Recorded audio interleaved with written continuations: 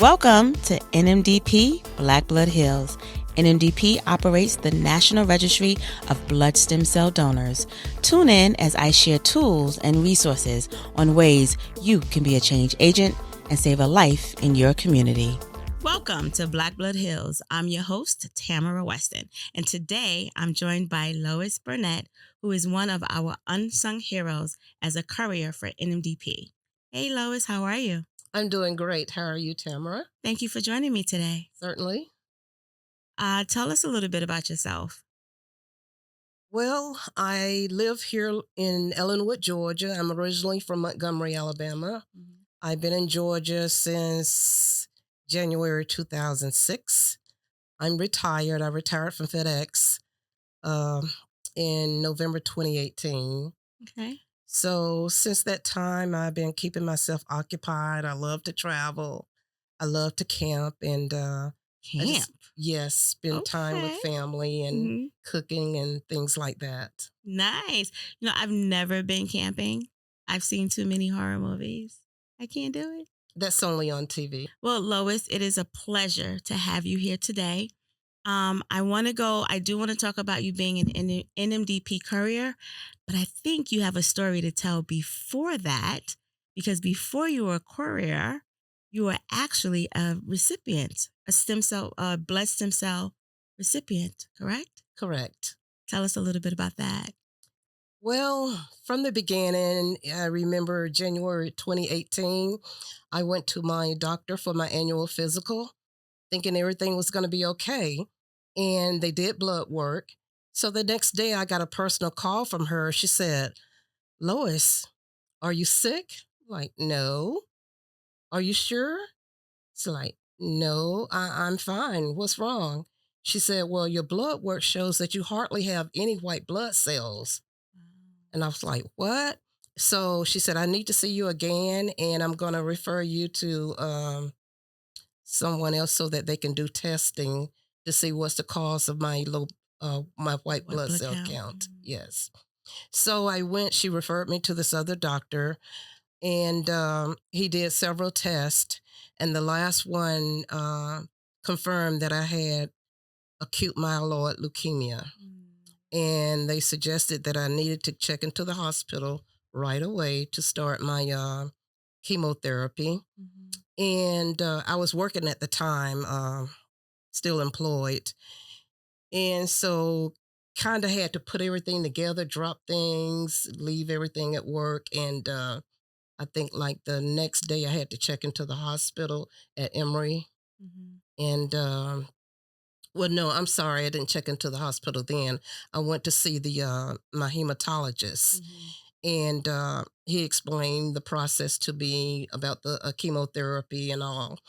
And I asked him a question. I said, "Well, what if we had not found out that my white blood cell count was low?" And he told me that I would have been dead before the end of the year. So that really got my attention. Now, had you been sick at all? Had you felt weak, or had you No, had a cold that you couldn't get rid of? No no, indication. no, nothing, nothing, nothing at all. Okay. And I mean, I get tired anyway because of my job. I was always on call 24/7, getting phone calls throughout the day and everything. So there was nothing unusual about the way that I felt. Because it was normal to you. Yes, yes. Okay. Uh-huh. So, how did you learn about blood stem cell therapy? I actually checked into the hospital around the 1st of April 2018. Okay. And my doctor at Emory, Dr. Bloom, told me about the process that, we would start doing the different chemo treatments. And then he told me about the stem cell treatment. He explained that process to me.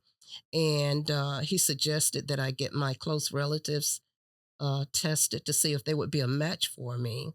So it was your doctor that first introduced blood stem cell therapy to you. Yes, Okay. yes. Okay. So two of my brothers did go and get tested, but they were not a match. So Dr. Bloom told me that we would reach out and see if there were any other matches that were in the database. And this was like April 2018. Mhm. So I think around August, after receiving my chemo treatment and everything, around August, he told me that they had actually found two matches for me. Wow, NMDP had found two matches for you. He just said, "We found two matches for you." Okay. And it wasn't until sometime during the process when I was in the hospital. Um, I can't remember the name of the organization, but they paired me with a patient, a former patient who had gone through chemotherapy Mhm. and had gotten a transplant at some point. Um, how was the process for you? The The uh, transplant. the How did transplant, I kind of didn't know what to expect. And when they came in with the bag, looks like a bag of blood, I was like, "Oh, is that it?" And so, yeah, it's just going to be just like you getting a blood transfusion or something. is that what that's what they explained it to you? How they explained it to you? Yeah, pretty much, Mhm. yes. Okay. So, they hooked it up on the pole and put the needle in and everything. And it was just like I say, it was just like getting blood. I Mhm. can't remember how long the process lasts. The doctor came in and told me that they were not able to get all of the blood stem cells that they had asked for originally, but they were going to go with what they did get from the donor.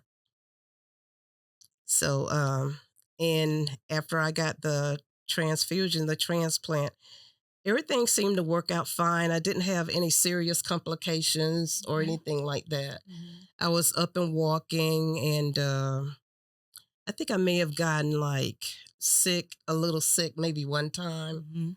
but I never was really confined to the bed where I couldn't get up. Okay.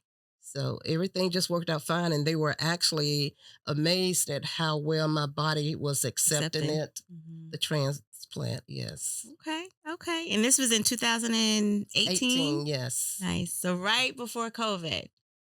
Yes. Yes. Okay. So you got you had your transplant in 2018, but you didn't feel any symptoms prior to that. So is there anything that you did after your transplant that you never would have thought of to do before your transplant? If that makes sense. Like any did you do anything new, anything different that you wouldn't have done if you didn't have the transplant? Because in essence, you got a second chance at life. So did you kind of do anything different? No, nothing really. Just being thankful that they found a match for me, Hmm. because from my what I was told was that it was hard. It was a little bit more difficult to find matches for Hmm. African Americans and Hmm. people of color. Yes. So I was really surprised that they had actually found two matches for me. Mhm. Well, it was difficult because not African Americans are not on the registry Right, as much as we need them to be. right. The NMDP is on a mission, of course, to increase that number through education and just reaching out. Like, so what we're doing, and then what you're doing. So let's fast forward to today. How did you become a courier for NMDP? I've always done volunteer work most of my adult life. I retired from my job the end of November. Mm-hmm. So again, here I am looking for something to do. I love to volunteer. And I went on the website looking for volunteer opportunities. And then I saw where they had courier positions. Okay. So I Okay. applied, and to my surprise, I was selected. I really thought it would be very difficult to be selected as a courier. So you've been a courier we're 2025 for 7 years now. No, no, I didn't become a courier until February 2021. You started off as a courier and you've moved along with us as a courier. Yes. Nice. I like it. Um, so tell us about what you do as a courier. What does that entail? Um, I check my email every day looking for opportunities for couriers to pick up the product and Mm-hmm. deliver it, pick it up from one location and deliver it to another location.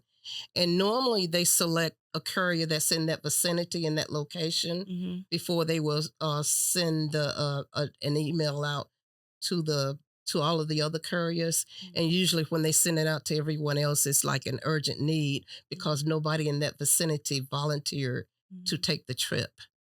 So that's basically what I do. I take a lot of trips that will terminate in Atlanta. I haven't Gotcha. seen hardly any originating from Atlanta, but there are a lot that will terminate to Atlanta. So I normally take those. So when we talk about a courier, as your role as a courier, I want the audience to understand that what you're doing is you are taking the blood stem cells that have been collected within a donation, meaning you are literally holding someone's life in your hands, if that makes sense. It does. So you're literally picking that up and now you are transporting it to someone who's waiting to receive it. And you are doing this as a volunteer. Correct. Again, an unsung hero. If, what is the feeling that you have, if you can share, when you drop off that blood stem cell donation? The feeling is I know that that person is waiting for their transplant, that their body has been depleted of all the white blood cells through chemo and radiation. And I think about the process of when I was in the hospital and I had gone through the radiation treatment. And I know how important it is for them to get that the stem cell bone marrow urgently, because otherwise they could get sick and could possibly die. So it's very important that I get it back to them as quick as possible. You touched on two things that you say it so calmly, but I'm so inspired by you. When a person is waiting for the blood stem cell donations, their body has been prepped and conditioned. And as you said, those cells have been removed. So they are literally waiting. You have experienced that. So you know what they're feeling. So you are understanding that there is someone on the other end and you are doing your part to make sure they get what they need. And that's amazing. That's amazing. Yes, and that's the way I feel. And I always say a prayer that I hope that their body will receive them just as mine did, and it will be a cure for them just as it was for me. Wow. So many questions. How many trips have you taken so far? 30 as of Tuesday. Wow. So if you have done 30 courier jobs in 5 years, so you're averaging about 6 a year? No, actually it's been going on 4 years. Okay. Yeah. Okay. Started out February 2021. Okay. Yes. Okay. Well, with that being said, have you had any difficulties ever in transporting? I know that sometimes you have to take a plane, sometimes you have to drive, sometimes you might get caught in weather. What has been the biggest hurdle you've had to overcome to complete the trip? I really haven't had any, depending on Great. where I'm traveling. Like if I'm out on the West Coast, my plane might not leave until 10 or 11 at night. Wow. And I will get into the transplant city maybe around 3 or 4 in the morning, depending on what time that hospital, a blood center is open or closes. Some are 24 hours and some are only operational during certain hours. So sometimes when I reach my city, I go directly to the hotel and I can't deliver the stem cells until like maybe around 8 o'clock in the morning. So I may have just gotten to the hotel at 4 o'clock in the morning and I have to be at the transplant center by 8 o'clock. So long hours. And I've done enough of those trips now that my body is kind of adjusting to it. Okay. So it's really not a problem. but I always have to stay focused and remember what the purpose is Mm. and that there is somebody's life that's dependent upon it. Mm. Now, circling back to you with AML, acute myeloid leukemia, have you met your donor? Yeah, I have not met her in person, Okay. but we have communicated over the phone, email, text, and Facebook. Nice. Okay. Any interest in meeting her? Any plans to meet her soon in person? I would like to. That would be my goal. I would really like to. Um, I think she's had maybe some things going on in her life, some Hmm. personal things going on in her life, Hmm. but hopefully that will happen one day soon. Okay. Now we know that you are retired, you're volunteering, but you also like to camp. Is there anything else that that is there any other way that your life has been impacted, not only by your transplant, but also being an NMDP courier? Um, I like to stay busy. Like I say, I do. I also volunteer with this other organization called Operation Barbecue. It's a Okay. disaster relief agency, Hmm. nonprofit agency that provide meals to people in communities when there's a disaster like a hurricane Hmm. or tornado or something. So I've been on trips responding to those type of events. So you're just giving back any way you can. You're just getting out there. I try my best to. I I love try my it. best to. And I like keeping busy. I like going places, doing things. I'm not a person to just sit around. I have to be doing something at all times. Okay. Do you have a favorite courier trip that you've taken? Um, I think probably one of my favorite ones is the Washington, D.C. area Mhm. because when I go there, my pickup time might say 3 o'clock or 4 o'clock. But then when I call or they'll call me that morning, say, "Oh, your pickup's going to be ready at 12." So they're always early.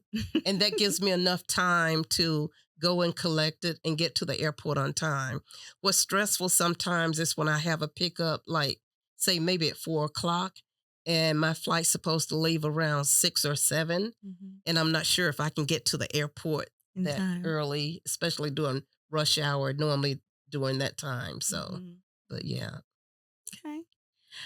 What would you say to anyone who might be interested in supporting NMDP in their efforts?